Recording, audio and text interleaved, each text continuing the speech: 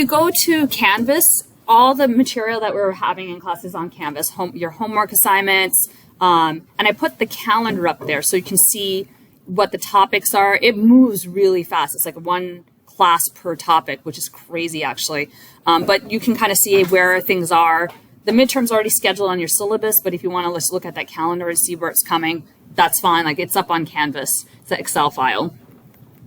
All right, so we're going to do some linear algebra because, you know, like I said, like they're kind of dancing around it for some reason. They're telling you characteristic polynomial, but why would it be called the same thing that you have in your linear algebra class? So we're just going to do it because after some time we're going to have to actually do it. So it doesn't make sense for us to wait to do it. Just do it right away.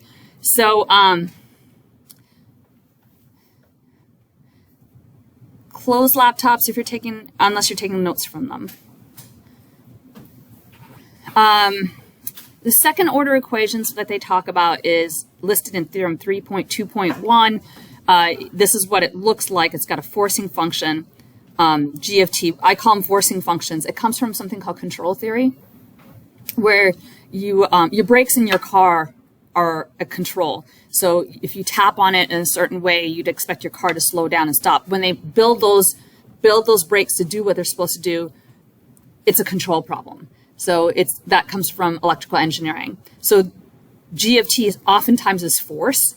In the case of the brakes, you're trying to apply force to it, and you're also trying to stop the car, so you want some resistance in there. So this is why we call that a forcing function.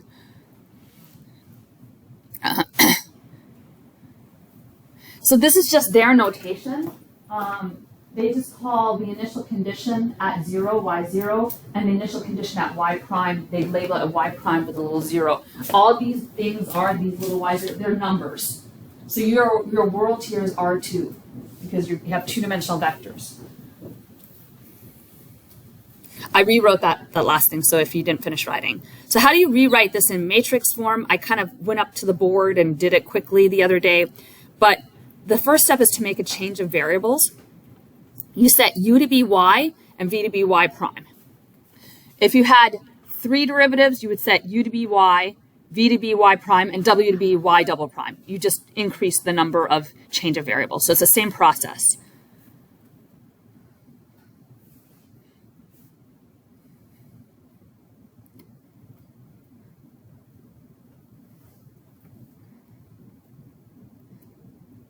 So I copied that last part.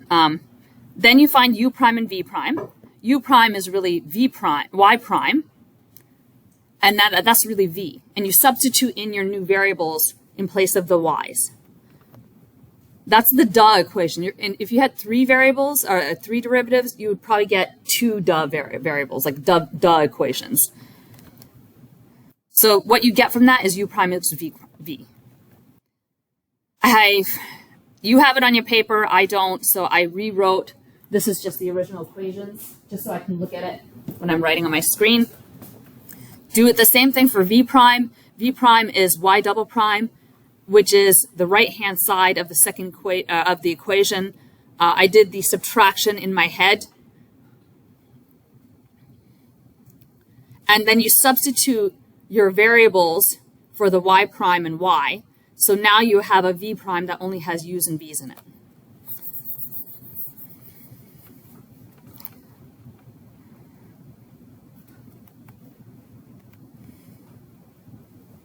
So what I had on the bottom is right here. So this is if you're still writing down. So then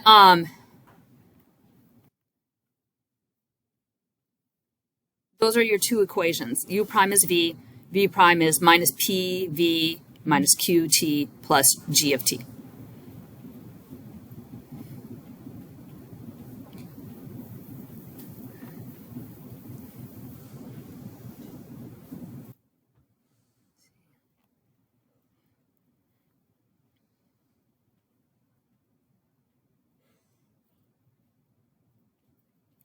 The last part is you rewrite that into matrix vector form.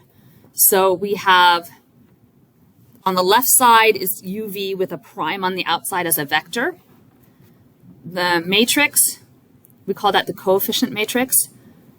If you multiply things out, you look like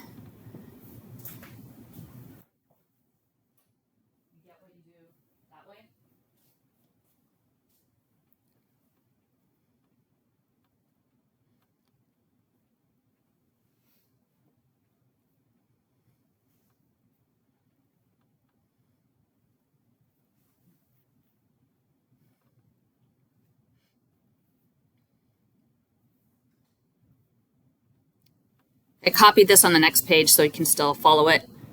And now you have what we call it looks more like the original problem that I showed you back in the beginning. If you look at this, you really have u with a vector prime is equal to a, u with a vector plus a forcing function. It looks like a one-dimensional equation again.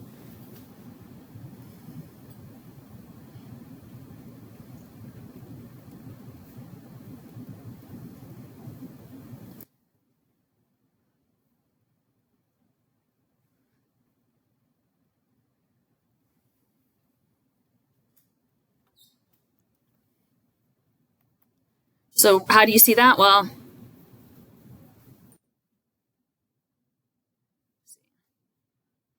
it now looks like, remember I told you at the beginning that y prime equals a y is like the most important equation. You're probably looking at me going, that's like the simplest equation ever.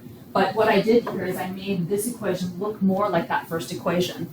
And so in linear algebra, what you'll get is a lot of times students will have their work. I don't know if it happens here, but definitely happens other places where you have something with a matrix and then you're trying to solve equations and someone will divide by a matrix.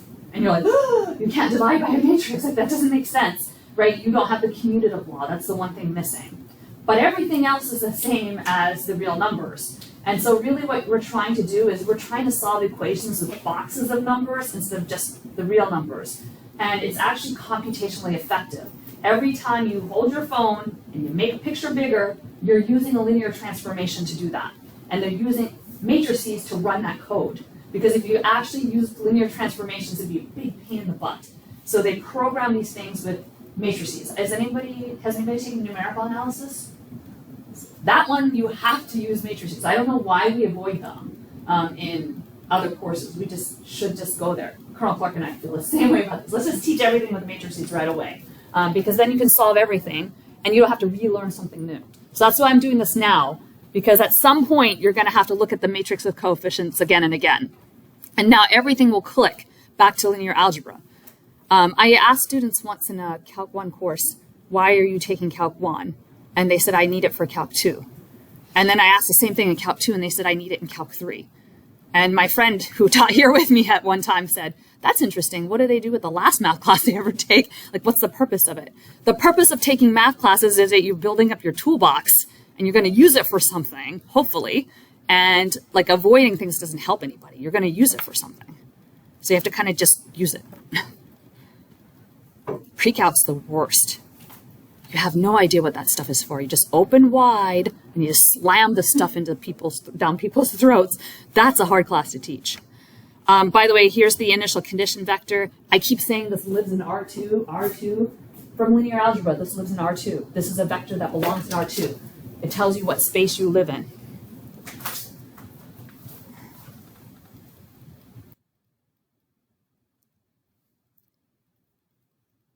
I know it's a free education here, but you're getting your money's worth. From linear algebra, you're actually going to use it. Has everybody here taken linear algebra? I'm in it right now. Okay, that's perfect. You can tie them up together. Okay, so we're going to do some matrix stuff. The first one's the Wronskian. I should have done a preamble to this. Let me pause.